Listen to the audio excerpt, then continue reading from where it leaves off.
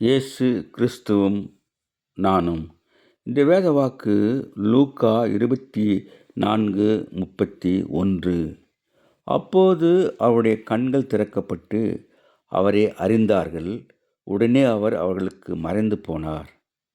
அன்பான சகோதர சகோதரிகளே, ஆண்டவர் உயிர்த்தெழுந்த அன்று சாயந்திர நேரத்திலே 2 சீஷர்கள் எருசலேமிலிருந்து 7-8 மைல் தூரமுள்ள கிராமத்துக்கு போகிறார்கள். அவர்கள் போகையிலே ஆண்டவர் மரித்தார், அடக்கம் பண்ணப்பட்டார், உயிரோடு எழுந்தார் என்ற காரியங்களை குறித்து பேசிக்கொண்டு போகின்றார்கள். அப்போது ஆண்டவர் அவர்களோடு கூட வந்து, நீங்கள் ஏன் துக்கமுகமாக இருக்கிறீர்கள் என்று கேட்கும்போது அவர் சொல்கின்றார், அவர்கள் நீர் அந்நியரோ, எருசலேமிலே நடந்த காரியங்களை நீர் அறியவில்லையா என்று